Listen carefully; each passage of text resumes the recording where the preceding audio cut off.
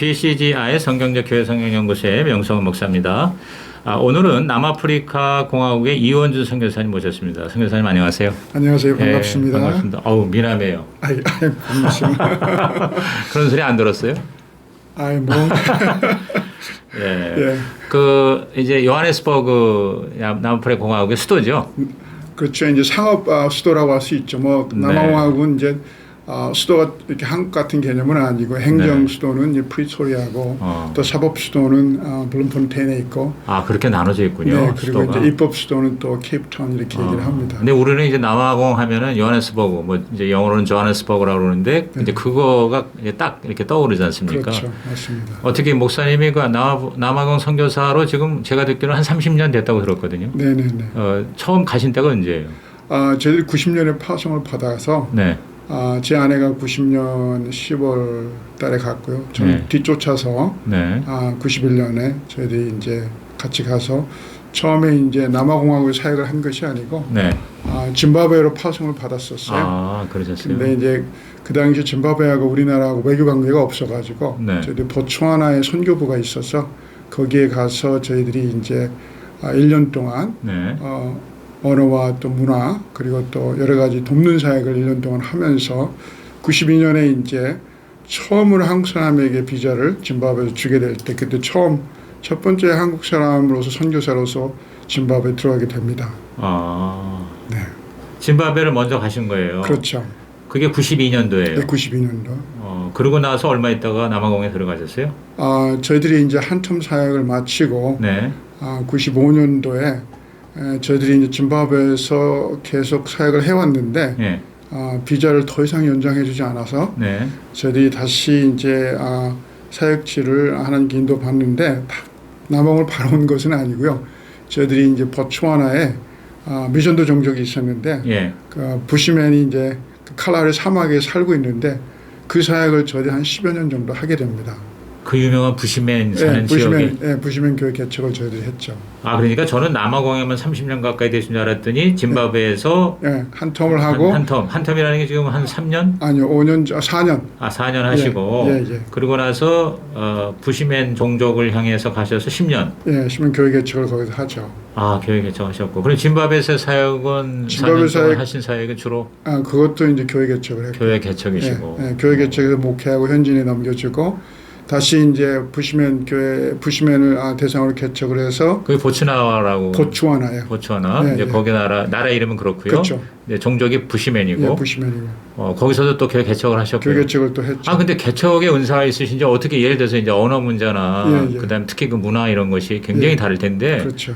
어떤 식으로 접근하셨어요? 그러니까 그 나라의 언어를 가서 배우셨을 거 아닙니까? 그렇죠. 언어 배우는 게 쉽지는 않지만은 또 언어라는 것이 이제 계속해서 클래스에서만 배우는 것은 아니잖아요. 그렇죠. 선교사들이 맞아요. 좀 클래스에 배우지만 직접 현장에서 부딪히면서 하는 게 더 빠르죠. 생활 배우고 또 그 다음에 나중에 종교적인 언어 이렇게 해서 어쨌든 하나님의 은혜로 이 부시맨 교회 개척해서 첫 번째 부시맨 저는 침례를 줬는데 침례 주고 해가지고 그분이 이제 다시 잘 이렇게 양육이 돼서 그 지역에 첫 번째 부시맨 목회자로 저희도 세워서 그분이 지금까지 교회를 해가고 있습니다.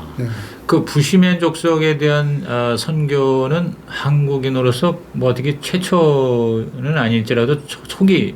그렇죠. 초기 있고 저희들이 보츠와나에서는 제가 처음 했다고 할 수 있죠. 처음 하셨고요. 그래서 현지인들 세우시고 또 이제 그리고 이제 나오셔서 그리고 이제 저희들이 안식년 맞이해서 제가 그다음 남아공 케이프타운 가서 제가 안식년 중에 공부를 좀 하고요. 그러면서 하나님의 인도하심을 저희들이 받는 중에 하나님께서 저희에게 말씀하시기를 남부아프리카에 좀 목회자들과 지도자들을 훈련해서 좀 더 많은 성경적인 교회 개척, 또 성경적인 목회를 위한 비전을 주셔서 그렇게 하려면 남부아프리카를 바라볼 때는 조하네스버그가 좋은 하나의 전략적인 요충지가 되겠다 싶어서 저희들이 조하네스버그에 올라와서 사역을 시작하는데 그때 또 개척을 또 해야 되잖아요. 세 번째 개척인데 기도하는 중에 근데 다행히 중국인 교회에서 저희들이 콜링을 했어요. 중국인 교회에서 영어 사역을 저희 콜링을 해가지고 그래서 저희들이 이제 거기 영어 사역을 하면서 그 중국인 교회를 통해서 남부아프리카 성경적인 교회와 또 성경적인 목회를 하기 위해서 했는데 네. 생각처럼 잘 되지는 않아서 나중에 제가 이제 그 ICBM이라고 International College of Bible and Mission이라는 그 신학대학에서 저를 교수로 초청을 해서 기도하는 가운데 하나님께서 그곳에 가서 이 신학생들과 목회자를 훈련하면은 성경적인 교회와 또 성경적인 목회를 할 수 있지 않겠는가라는 그런 기대감을 가지고 그 학교에 가서 또 한 5년 동안 사역을 하게 됩니다. 네. 그러면서 이제 나중에 제가 가정교회를 만나게 되죠. 네. 그러니까 지금 남아공에 들어가서 선교하신 지가 한 20년이 조금 넘는 것 같네요. 계산을 해보니까. 그러니까 90년대 한 말쯤에 들어가셔서 중국인 교회에서 한 몇 년? 중국에서도 한 3년 반. 3년 하시고 그다음에 신학대학에서 또 한 5년 하시고. 그리고 그 이후에는 또 뭐 로컬 처치 개척을 하셨나요? 아니요, 그렇지는 않고 제가 그 이제 신학대학에서 이제 성경 과목과 이제 선교학을 가르쳤는데 보니까 학생들의 관심이 목회나 또 교회 개척에 있는 게 아니고 이 학점과 또 어떻게 하면 졸업장 따는데 거기에 관심이 많아요. 그래요? 그리고 목회에 대해서 그렇게 관심도 약하고 또 이제 신학교에서도 신학대학에서도 뭔가 이 목회자를 훈련시키는데 있어서 좀 열정이 좀 부족하고 해서 미국 선교사가 세운 신학대학이었는데 그 제가 이제 그 학생처장 Dean of Student를 하면서 이 이제 좀 뭘 바꿔봐야 되겠다 싶어서 이제 학생들 중심으로 전인적인 제자 훈련의 개념을 가지고 저희 집에 초청을 해가지고 토요일 날 같이 밥을 먹으면서 목장을 좀 했습니다. 학생들하고. 왜냐면 맨날 공부만 하지만은 좀 삶을 나누는 그런 것이 없어서. 그래서 이제 같이 훈련했던 또 목회자들도 있어서 목회자들과 이 신학생들 데리고 저희들이 토요일마다 제 아내가 밥을 해서 같이 목장하면서 그 당시에는 어떤 가정교회 개념으로 했다기보다는 전인적인 제자 훈련이라는 개념을 가지고 했던 것 같아요. 그러면은 가정교회에 대해서 그 개념을 알기 전이었나요? 그렇죠. 알기 전이었죠. 근데 이제 지금 말씀에 계속 이제 성경적 교회 목회 개척 이런 말씀을 자꾸 하시는 거거든요. 그러니까 처음부터 이제 그런 쪽으로 그렇죠. 관심이 있고 초점을 맞추다 보니까 이제 이게 가정교회를 만났을 때 물을 만난 것이죠. 그렇죠. 그렇게 된 거죠. 그래서 이제 사모님하고 토요일 날에 이렇게 그걸 의식은 안 했지만 가정교회 목장이 된 거예요. 그렇죠. 나중에 알고 보니까 가정교회 목장이 된 거죠. 그래서 해보니까 이 공부할 때는 맨날 이제 굉장히 그 공부만 하고 또 이렇게 교수로서 학점을 주고 이런 관계였는데 이제 토요일 날 와서 밥을 먹으면서 얘기를 하니까 굉장히 관계가 서로 깊어지고 또 나눔을 하면서 자기들의 아픔도 얘기하고 자기들의 어떤 고민도 얘기하게 되고 그러면서 삶의 변화들을 제가 보는 거예요. 그래서 이제 목회자도 변하고 신학생도 변하는 걸 보면서 자, 그러면 이 지금 변화된 이 목회자들의 어떤 그 이런 열매들을 본인들이 목회하고 본인들이 하는 사역에 좀 흘러가게끔 해야 되는데 어떤 스트럭처가 필요하다고 느꼈어요. 뭐 목회자 몇 명 데리고는 할 수 있겠지만 이 교회로 흘러가려면 교회라는 어떤 조직으로 이게 흘러가려면 뭔가 스트럭처가 필요하다고 생각을 해서 제가 보츠와나에서 사역했으니까 보츠와나에 있는 목회자들과 이 이제 남아공에 있는 목회자를 데리고 한국을 가게 됩니다. 2013년이에요. 2013년에 제가 한국에 가게 된 것은 아까 말씀드린 것처럼 어떤 미니스트리 사역의 모델을 좀 보고 싶어서 그래서 2달 정도 저는 좀 이제 경험을 하고 알고 있었지만 제가 아는 것과 또 현지 목회자들이 경험하는 건 또 다른 얘기거든요. 그래서 제가 좀 프로그램을 짜가지고 이제 한국에 와가지고 이제 미니스트리 모델들을 경험하게 되는데 몇 명 그때 데리고 가는데 9명을 데리고 한국에 왔어요. 2달 동안. 아니요, 2달이 아니고 2주. 2주. 2주 동안 한국에 와서 뭐 어떤 처음부터 어디 가겠다고 이렇게 계획을 하고 오셨겠죠? 계획을 했습니다. 계획을 해서 이제 여러 군데 갔어요. 그때 참 하나님께서 지금 보면은 예를 들자면 그 나들목교회 김영국 목사님 교회도 가게 됩니다. 거기서도 강의를 참 잘하시고 거기서도 이제 목장을 하거든요. 혹시 아시는지 모르겠지만. 근데 이제 친구인 그 황대현 목사님이 있는데 저하고 30년씩입니다. 근데 제가 그 교회가 뭐 큰 교회는 아닌데 선교를 잘해요. 그래서 내가 좀 데려갈 테니까 9명 좀 작은 교회도 선교할 수 있는 걸 좀 보여달라고 그랬더니 그렇게 하겠다고 갔는데 갑자기 칠판을 딱 꺼내더니 가정교회로 강의를 하더라고. 그래서 제가 9명 우리 9명 데려놓고 목회자들 데려놓고 그날이 금요일이었는데 그래놓고 목장을 가자는 거예요. 그래서 아니 나하고 얘기한 게 다르지 않냐고 그렇게 얘기했더니 뭐 그것보다는 내가 요즘 이제 열정을 가지고 하는 것이 더 네. 중요하다고 그래서 목장을 갔어요. 네. 그래서 9명이 이제 흩어져서 목장에 들어갔는데 네. 2명의 목회자가 들어간 그 목장에서 어떤 일이 벌어졌냐면은 아버지와 딸이 서로 화해하는 그런 상황이 벌어진 거예요. 나눔을 통해서. 목장에서. 그걸 이제 목사님들이 이게 듣고 보고 충격을 얻은 거야. 네. 그러니 저보고 가정교회 합시다. 그때 2013년이었어요. 네. 근데 우리가 이제까지 목장은 정확한 목장은 아니지만 서로 모여서 밥 먹고 이렇게 나눴기 때문에 네. 그게 자연스러운 것이었고 네. 또 저희들이 이제 소그룹에 대해서 항상 관심이 많았기 때문에 그분들이 생각하기에 이렇게 하면 우리가 영혼구원하고 제자 삼는 일을 할 수 있지 않겠느냐. 네. 성경적인 교회를 좀 더 잘할 수 있지 않겠느냐.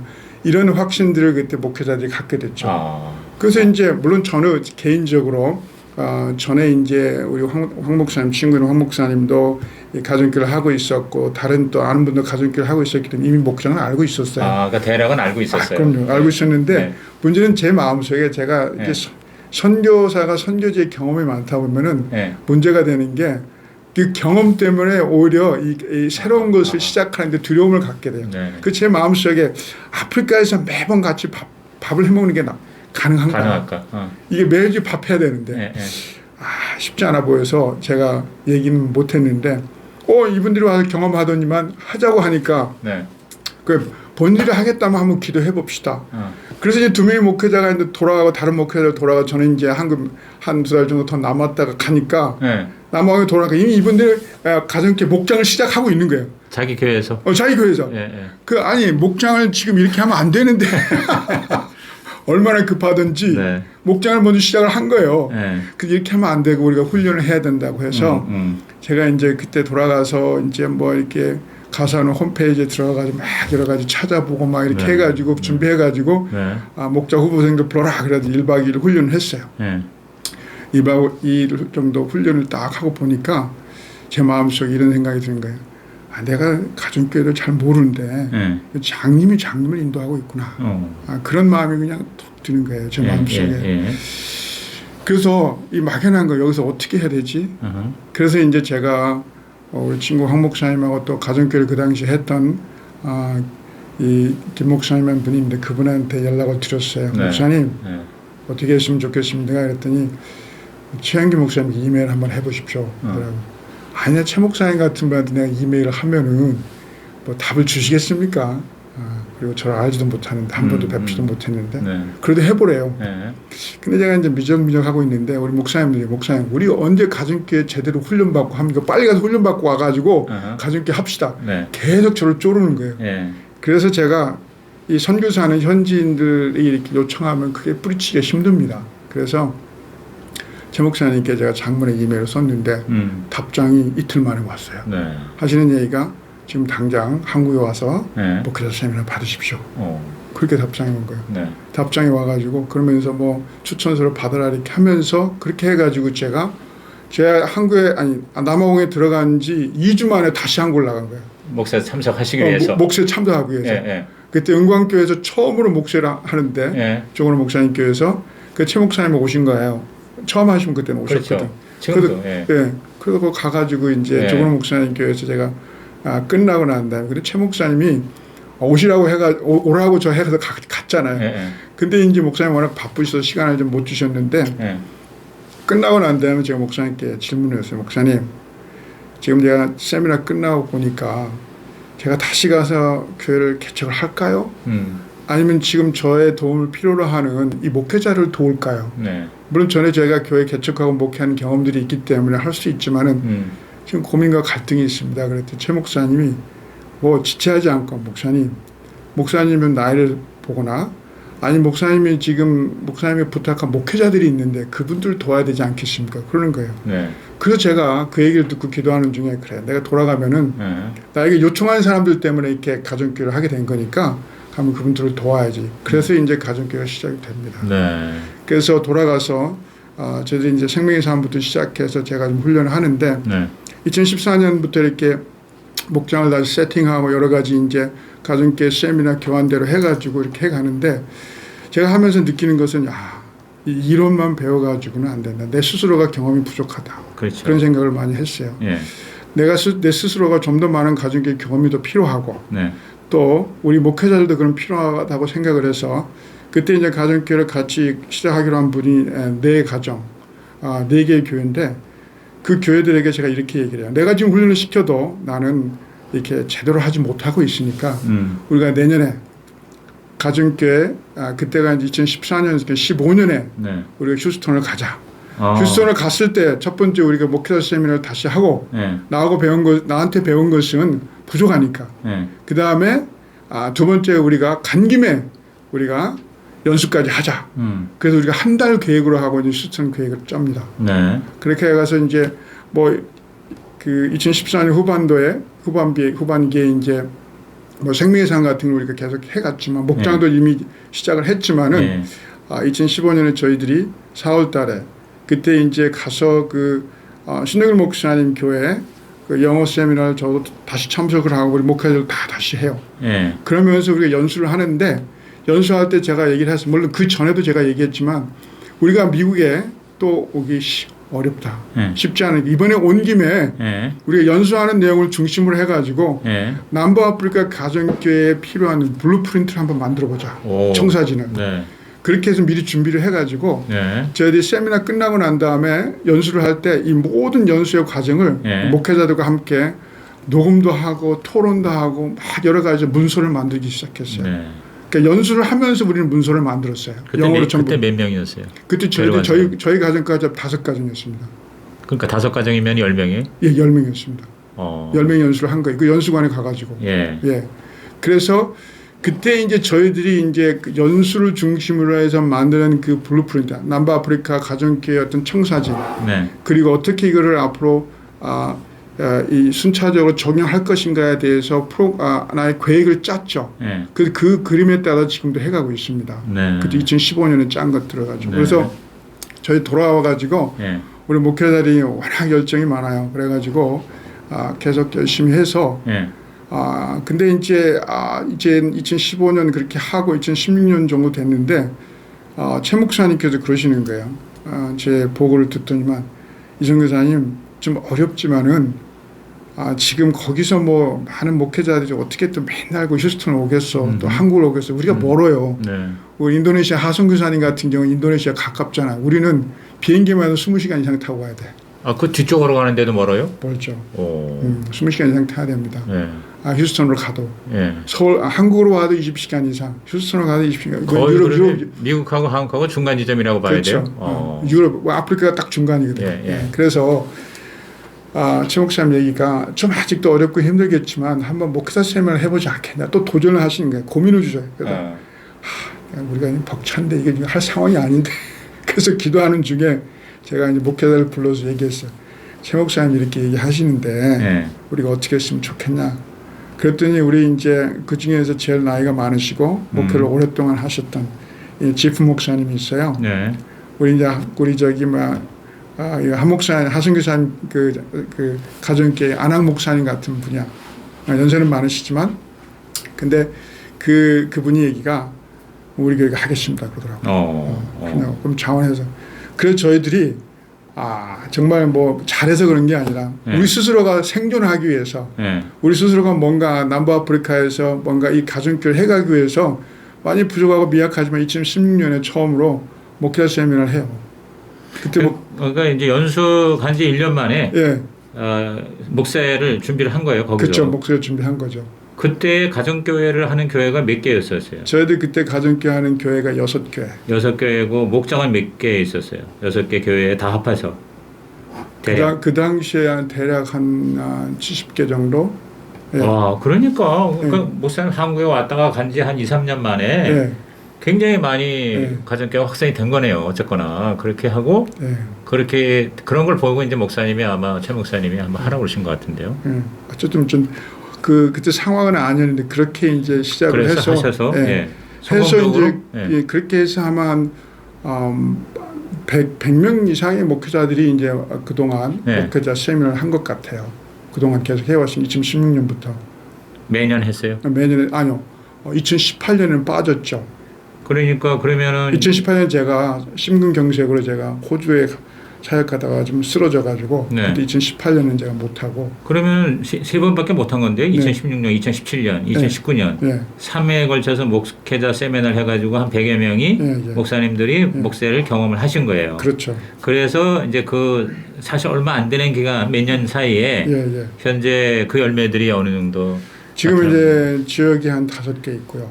아, 지역 모임이 5개 있고요. 네, 지역 모임이 5개 있고 그 다음에 이제 지금 세축을 저 중심으로 제대로 하는 교회는 한 15개 교회. 네. 나머지는 이제 아직도 좀 이제 많은 도움이 필요한 그렇죠. 교회죠. 네. 그렇죠. 뭐 몇 년밖에 안 됐으니까 2, 3년, 3, 4년. 네. 길어야 5년인데요. 네. 그래서 이 대부분의 교회가 가정교회가 현재는 남아공인가요? 아니요. 남아공에도 있고 네. 그다음에 보츠와나도 있고 네. 잠비아에도 있고요. 네. 앞으로는 이제 나미비아가 더 이제 개발이 될 것 같고 이번에 이제 저희들이 10월 달에 네.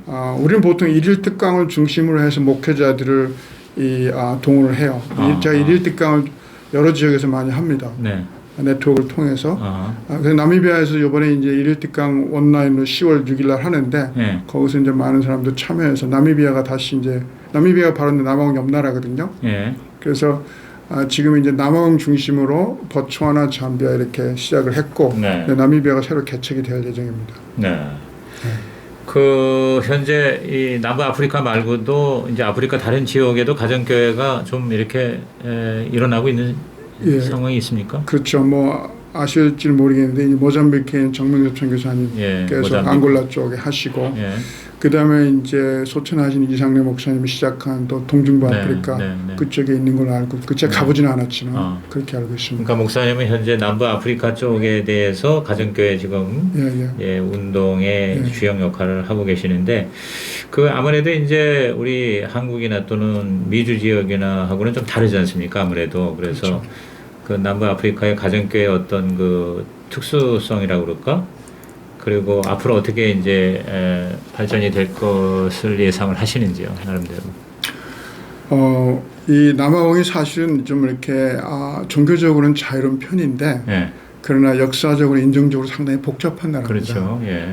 특별히 이제 아파르테이트라는 이 인종차별 정책이 아직 그 아픔이 시간이 많이 지났지만 아직도 있어요. 그래서 교회들이 인종별로 좀 갈라져 있고 아직도 흑백 간의 갈등이 있고 그렇습니다. 그래서 저희들이 가정교회를 하면서도 어떻게 제가 이제 이거를 우리가 대개 보면은 남아공 크게 물론 인도 사람들도 있고 하지만 영국에서 이렇게 넘어온 크게 보면 이제 숫자적으로 보면은 흑인들이 제일 많고 그 다음에 많은 종족의 혼혈인들이에요. 특별히 혼혈인들은 저쪽 웨스턴 케이프타운 중심으로 해서 많고 그 다음에 이제 백인들 인구인데 이 세계에 크게 되는 그 인종들이 좀 섞여서 할 수 있을까? 근데 아직까지 현실적으로 좀 어려운 부분이 있어서 그래서 저희들이 이제 제가 최 목사님과 얘기 중에 최 목사님이 하시는 얘기가 구태 이렇게 섞을 필요 없다. 그래서 이제 이 흑인 교회대로 하고 또 혼혈은 혼혈 교회대로 하고 백인 교회대로 하되 그 대신에 이제 하나의 같은 남부아프리카 가정교회 사역원의 테두리 안에서 이제 같이 사역을 해가는 걸로 이렇게 해가고 있는데 저희들이 이제까지 좀 해왔던 이 가정교회 사역을 해왔던 중점적으로 두었던 것이 제 스스로가 이 지금 목회를 하고 있으면서 하는 게 아니고 뭐 전에 이제 교회 개척과 목회했던 경험은 있지만은 목회자들을 도와서 그 교회들을 도와서 하는 것이기 때문에 한계가 있어요. 근데 그 한계를 줄이기 위해서 제가 했던 것은 뭐냐면은 제가 항상 먼저 앞서가야 되거든요. 그러니까 먼저 리더가 그 다음이 뭔지 뭐 일이 진행이 되면 what's next 다음에 이제 생각하는 게 리더인데 그래서 제가 처음에 2015년도에 연수를 할 때 그러한 갭을 줄이기 위해서 했던 게 뭐냐면 저는 휴스턴만 간 게 아니고 이 미국에 있는 이 5년, 10년차, 15년차 대한 교회들 다 저희들이 탐방을 했습니다. 가정교회? 네, 가정교회로. 목사님처럼 뭐 이렇게 인터뷰를 하는 건 아니고 제가 가서 적어도 3, 4일 동안 묵으면서 그분들이 어떻게 하고 있나. 왜 그 당시 휴스턴은 굉장히 멀어 보였어. 그렇죠. 우리가 따라가기에는. 역사, 규모, 그다음에 그 어떤 퀄리티가. 그래서 멀어 보여서 미국에 있는 교회들 어떻게 하고 있는지 봤고요. 제가 또 한국에 오면은 한국에도 방문해서 이렇게 봅니다. 어떻게 하는지. 그래서 그런 경험들 또 이론들 중심으로 해서 제 나름대로 이제 생각해낸 게 뭐냐면 멘토링 코칭 사역이에요. 멘토링 코칭. 멘토링하고 코칭은 좀 저는 이제 조금 emphasis, 그러니까 강조점이 다른데 멘토링은 저는 개인적인 삶에 좀 중점이 있고 그러니까 그 목회자의 삶, 그 다음에 코칭은 좀 사역에 대한 중점이 있다고 저는 생각을 합니다. 참 좋은 구별인 것 같습니다. 근데 이제 코칭 사역만 하면은 이 삶을 터치해주지 않기 때문에 이 사역이 될 것 같지만 무너지는 경우는 너무나 많이 봤어요. 맞습니다. 제가 목회자들 보니까 목회자들도 아픔이 많고 부부간의 갈등이 심하고 그 다음에 자녀와의 문제들이 있고 또 형제들 또 여러 가지 문제들이 있는데 그 부분들을 터치해주지 않으면 아무리 사역 계획을 세워도 사역이 진행이 안 돼요. 가족계는 특별히 부부가 같이 해가야 되는 사역인데 아무리 목사님이 하려고 해도 사모님이 노하면 안 되는 거거든요. 그래서 제가 이제 저희들이 이제 나름대로 이제까지 개발하고 적용이 되고 있고 뭔가 열매를 조금이라도 맺을 수 있었던 그 밑바탕은 멘토링 코칭 사역인데 이 멘토링 코칭 사역이 생각보다 이렇게 쉽지는 않아요. 왜냐하면 그 사람들 삶을 다 오픈해야 되거든요. 저희들이 이제 멘토링 코칭을 하면은 특별히 이제 멘토링 사역을 주로 이제 할 때 보통 저희 한 4시간 동안 시간을 보냅니다. 밥을 먹고. 그때 그 멘토링 사역을 할 때 그 부부의 어떤 모든 대부분의 문제들 다 이렇게 나와요.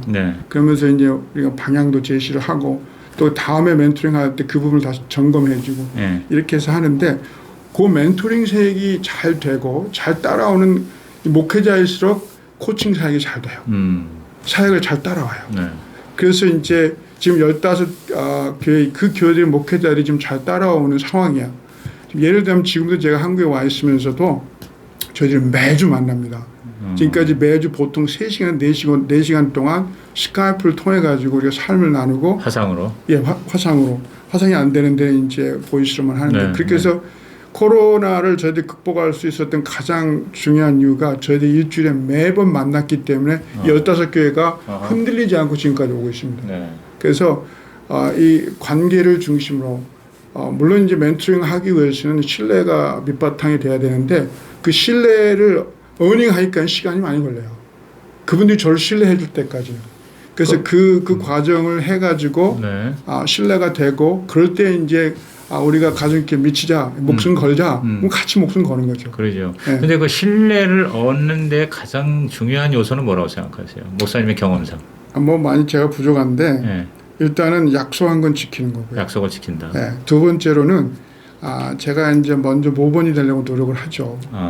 제가 하지 않은 건 부탁하지 않는 거. 근데 이제 예를 들어서 지금 한 가지 궁금한 게 목사님은 지금 현재 로컬 그 처치 미니스트는 안 하잖아요.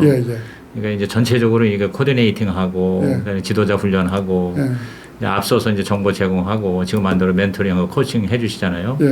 그러면 이제 본인이 그런 어떤 현장에 내가 그렇게 사역을 하지 않으면 한국에서는 다 열매 있고 사역 확인된 사람들이 리더십을 이제 행사하면서 하고 있지 않습니까?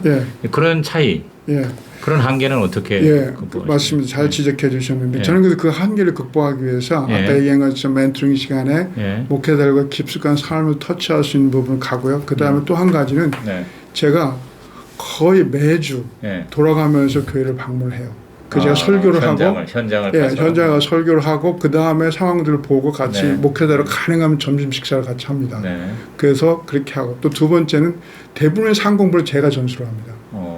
그러니까 그 생명의 삶만 빼놓고 모든 교회 상공부를 제가 전수하고 담임 목회자들과 함께 강사를 세웠어요. 지금까지 지금 그렇게 하고 있고 그 다음에 또 목자 지금 우리가 이제 계속 매년 6번째 해온 목자 연합 수련회가 있어요. 목자 연합 수련회는 이제 이번에 이제 올해 우리가 목자 컨퍼런스를 하려고 했는데 못했어요. 왜냐면 코로나 때문에. 목자 연합 수련회 이런 부분들 제가 다 주관을 합니다. 그리고 사람들 세우는 것도 목회자라고 얘기하고. 그리고 이제 목자들 중간중간 훈련하는 것도 제가 담임 목회자가 함께 상의해서 코칭을 해서 제가 담임 목회자도 가정교회에서는 목원들을 터치를 못 하거든요. 목자를 통해서 해야 되기 때문에. 그래서 저는 담임 목사와 함께 동역을 해서 목자들을 터치하는 이런 사역을 해서 가능하면 현장의 상황들 제가 알고 또 목자 목료들 기도 제목이 올라오면 제가 같이 기도하고요. 그래서 이 중심이 되는 교회가 4개의 교회는 우리 코 멤버라고 하는데 그 4개의 교회는 대부분의 목자 목료들이 저를 알고 제가 그분들 잘 압니다. 그러니까 목사님이 어떻게 보면 공동 담임 목회자라고 이렇게 느껴지겠네요. 그렇죠. 제가 가면은 물론 본인 제가 항상 세워드리죠. 담임 목사 있죠. 그러면 또 담임 목사는 저를 또 세워주고 서로 세워주는 그런 분위기입니다. 그 4개 교회가 중심 교회라고 그러는데 예를 들어서 그 가운데에서도 가장 제가 이제 우리 인도네시아의 우리 하영광 선관사님 만날 때 거기는 그 현지 목회자를 세워서 그 교회가 굉장히 규모가 뭐 한국에 비해도 떨어지지 않는 그런 현지인 목회자가 또 제가 볼 때 상대적으로 나이도 젊어서 굉장히 그 미래가 전망이 좋을 것 같은 느낌이 드는데 혹시 남아공에도 그런 이제 현지 목회자가 그런 가정교회를 굉장히 탁월하게 해서 부흥의 열매를 맛보고 역사는 좀 짧습니다만 앞으로 그 미래의 전망이 굉장히 밝다하는 그런 케이스가 있나요? 모델교회.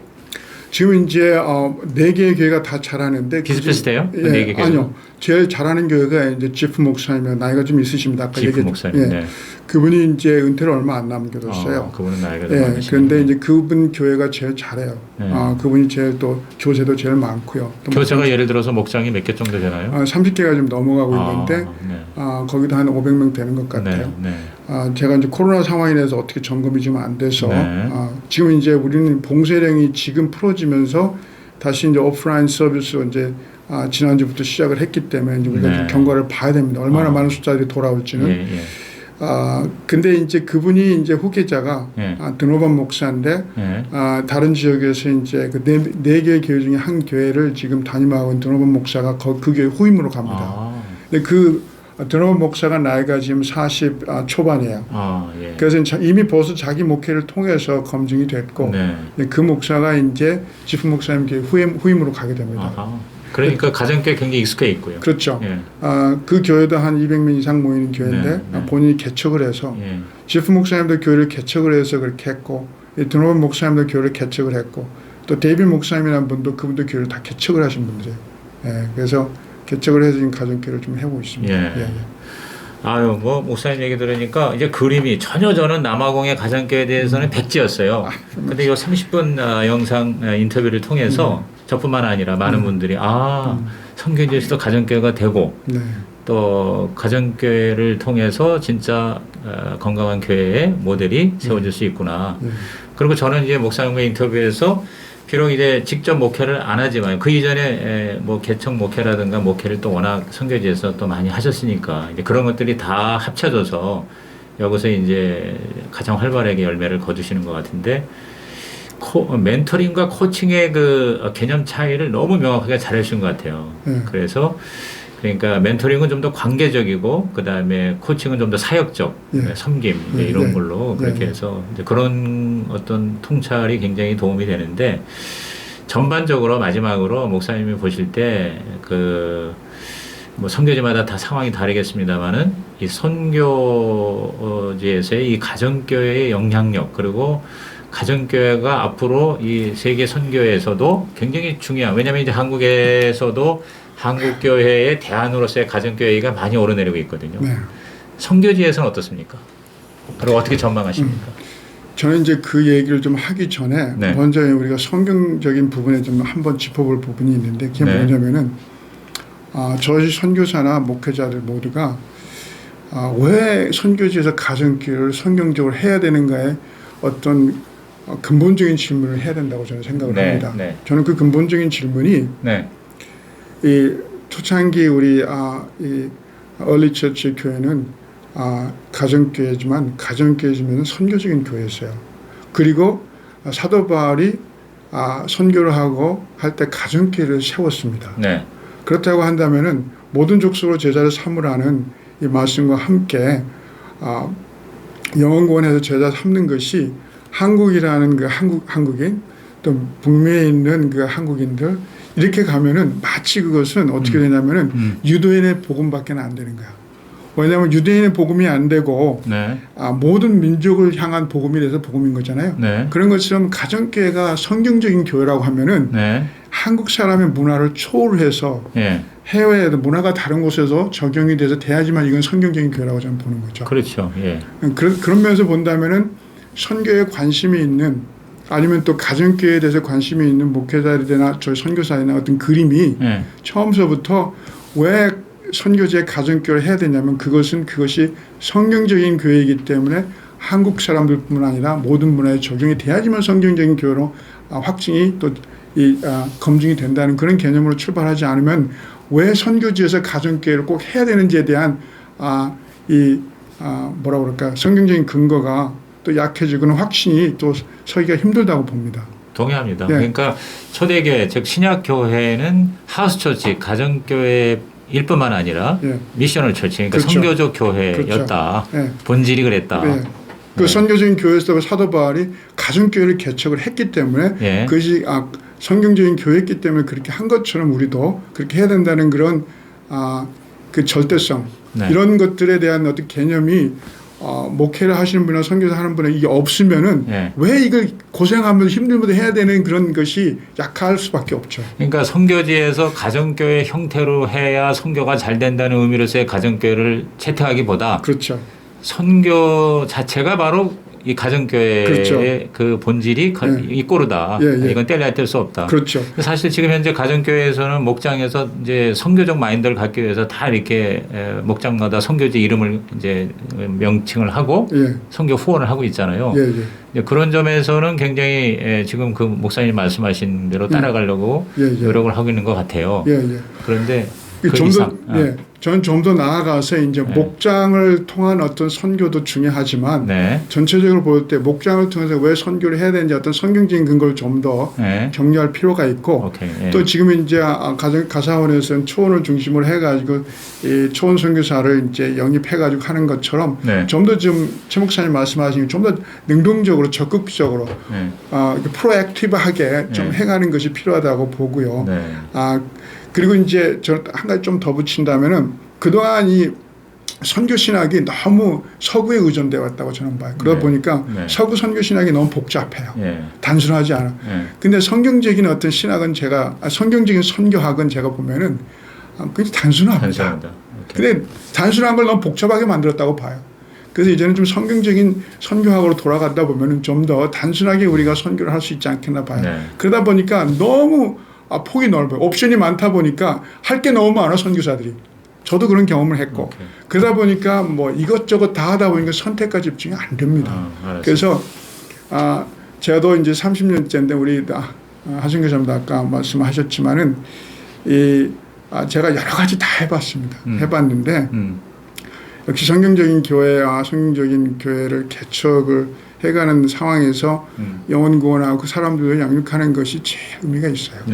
제가 건축도 많이 해봤지만 건축에 보거나 여러 가지 사역 소셜 미니스트리 해봤지만 그것도 다 중요하지만은 선교사한테는 참 그런 것이 더 보람이 있고 의미가 있다고 보고 그것과 함께 이제 아까 얘기한 그 성경적인 선교의 당위성을 가지고 있다고 한다면은 얼마든지 할 수 있는데 우리 남부 아프리카에서 이제 선교사님들이 꽤 있는데 이 가정교회를 좀 하기 어려운 부분들은 제가 볼 때는 아까 제가 얘기한 부분들 이 성경적인 당위성과 그리고 이제 너무 일이 많아요. 그러다 보니까 선택과 집중을 하기가 힘들다는 거죠. 그래서 우리 하승 교사님 말씀하신 것처럼 저는 원래 처음서부터 한국 사람들하고는 같이 거의 섞여 있지 않았기 때문에 보니까 지금 거의 대부분이 저의 삶의 어떤 테두리가 이 선교 지민들하고 있다 보니까 오히려 지금 남부 아프리카 가정교회는 한국 선교사님들 가서 배워야 돼요. 누구한테요? 우리 그 현지 목회자들한테. 그 지금 우리 한국 선교사님들이 한 2분 계시는데 이 2분이 우리 4명의 목회자들에게 배웁니다. 좋은 현상이네요. 그래서 예를 들자면 우리가 코칭 멘토링 하면 제가 한국 선교사님한테 우리 지프 목사님한테 좀 배우십시오. 나한테만 배우려고 하지 말고 드노반 목사님. 근데 이 드노반이나 지프 목사님 이런 분들이 또 한국 선교사님 잘 섬겨요. 오시면 다 집에서 재워주고. 좋은 현상이다. 집에서 재워주고 라이딩 다 해주고 쇼핑 다 해주고요. 잠베에서 선교사님 오시면 그거 아주 서빙 다 합니다. 그분들. 제가 얘기 안 해도. 물건 필요하면 다 사다 주고. 그렇게 하니까 그렇게 섬기는 리더십을 발휘하니까 우리 한국 선교사님들이 그분들의 어떤 그 리더십을 잘 따라서 오고 있어요. 저는 2가지 생각이 나는데 지금 그런 걸 들었고 보니까 한국의 선교사가 필요 없을 것 같고 첫째. 그다음에 2번째는 만약에 한국의 선교사들이 거기 가서 선교를 하려면 선교 훈련을 여기서 무슨 뭐 코스 하지 말고 바로 그 현지인 가정교회 가서 목장에서부터 거기서부터 뒹굴면서 훈련을 받으면 언어니 문화니 모든 게 순식간에 될 것 같아요. 제가 볼 때는 더 효과적이지 않을까 이렇게 생각을 해보는데 진짜 목사님하고 따로 한 몇 시간 하고 싶어요. 그런데 마지막으로 지금 30년 하셨으면 어떻게 은퇴 계획을 하고 계시나요? 예, 뭐 제가 사실은 그 아프리카에서 제가 그냥 제 인생을 끝내려고 했는데 네. 근데 아직은 젊으신 것 같은데. 예, 그렇죠. 예, 아직은 젊지만은 예. 근데 이제 은퇴 계획을 해야 되니까요. 예. 왜냐하면 제가 항상 이것을 리더십을 붙잡고 있을 수는 없습니다. 네네. 제가 현지인에게 리더십을 이양을 해야 되기 때문에 그런 준비를 필요하고 제가 설령 건강하더라도 예. 어느 정도 나이가 되면은 젊은 우리 현지 이미 저서 이제 2명의 목회자를 키우고 있어요. 그러니까 제가 왜 이 질문을 하냐면 네. 그러니까 앞으로 남아공 남부아프리카 가정교회를 중심으로 한 선교 미래 네. 전망 어떻게 하느냐 그거 이제 여쭤보려고 그러셨구나. 은퇴 얘기한 거예요. 그래서 저는 지금 이제 제가 기도하는 거는 그래요. 지금 이제 아까 얘기한 세 개의 종족 크게 보면은 예. 백인, 흑인, 혼혈인데 지금은 주로 흑인 그룹인가요? 흑인하고 혼혈 그룹입니다. 네. 네. 그래서 이 흑인 그룹에서 리더십, 혼혈 그룹에서 리더십, 백인 리더십에 가지고 협동을 해서 그 중에서 한 사람이 리더를 선정을 해서 저희 리더십 바톤을 이어갈 수 있도록 그렇게 지금 준비하고 얘기를 해가고 있습니다. 예. 지금 혼혈 쪽에서는 2사람이 이미 벌써 자기들이 그렇게 리더십을 이렇게 스스로 발휘하고 있고 이제 백인하고 흑인 쪽에서만 좀 나오면 될 것 같은데 앞으로 좀 시간이 더 필요하고요. 코로나 때문에 또 제가 2018년에 좀 아프면서 조금 저희들이 주춤을 했어요. 그래서 그 앞으로 한 10년 내에 10년 안에 제 생각을 하고 길면 15년, 짧은 10년 내에 제가 리더십을 이양하려고 하고요. 준비를 그렇게 해가고 있고요. 그렇게 지금 기도하고 있습니다. 네. 이렇게 좀 뭔가 이렇게 보이는 것 같습니다. 감사합니다. 몸이 지금 괜찮으세요? 몸이? 예, 뭐 지금 이제 약을 먹고 이제 요즘에도 치료를 계속 받고 있는데 감사해요. 그리고 이제 2018년에 제가 이 심근경색으로 쓰러졌을 때 그쪽 분야에서 약하셨구나. 예. 그래서 이제 그때 쓰러지면서 그 마지막 순간에 그 느낌이 있어서 하나님께서 이제 저를 데려가시는구나. 그래서 이제 제가 기도를 하나님 저를 데려가시는 것 같은데 그 의식이 들어왔다 나왔다 하면서 제가 기도를 했는데 제 영혼을 좀 받아주십시오. 그런 기도까지 제가 2번을 했습니다. 근데 하나님께서 살려주셨어요. 그래서 지금 이제 보너스로 사는 거니까 저희 기도는 그렇습니다. 선교지에서든지 아니면 뭐 한국에 방문해서든 상관없이 그냥 주님 섬기다가 주님 편에 가는 것이 그것이 축복이 아닌가 봐요. 그래서 그런 마음으로 덤으로 사는 거기 때문에 감사한 마음으로 살고요. 하여튼 제가 생명이 붙어있는 한 성경적인 교회 또 이 성경적인 목회, 성경적인 삶 세 가지 제가 얘기하는데 항상 그 세 가지를 위해서 이렇게 계속해서 주님께서 사용해 주신 점 너무 감사하죠. 네. 자녀는 지금 어떻게 되세요? 아이는 하나 있습니다. 아들. 그 아이가 이제 짐바브에서 태어난 아이인데 이제 29이 됐죠. 지금 어디에서? 지금 이제 한국에서 남아공에서 이제 고등학교 졸업하고 한국에서 대학하고 그 다음에 이제 여기서 2년 정도 하다가 본인이 이제 호주에서 한번 해보고 싶다 그래서 호주에 가서 공부하면서 일하고 있습니다. 아빠 따라서 뭐 목회나 선교 쪽으로 가나요? 아니면? 지금 아직은 이제 그럴 마음보다는 일단은 좀 평신도로 좀 이렇게 잘 섬기고 싶다는 그런 생각이고요. 제 기도는 한 40세까지 좀 본인이 평신도로 사역을 하다가 그다음 목회를 했으면 좋겠다는 기도를 하고 있습니다. 지금 싱글이에요? 네, 싱글입니다. 그 목자 아니면 목사죠, 뭐. 사모님 건강하시고요. 예, 건강한 편인데 제 아내도 좀 아픈 부분도 있는데 그래도 뭐 은혜로 살고 있습니다. 그러니까 당분간은 특별한 일이 없나는 남아공에서 마무리를 하실 거예요. 그렇죠. 뭐 남아공에서 마무리를 하고 또 이양을 하고 그래야 되겠죠. 제가 기회 되면 남아공에 가서 목사님이 얘기하신 그 키맨들하고 좀 한번 만나서 인터뷰도 한번 해보겠습니다. 언제든지 웰컴입니다. 하여튼 오늘 너무 감사하고요. 하여튼 건강하시고 만수무강하시기 바랍니다. 네, 감사합니다. 고맙습니다. 감사합니다.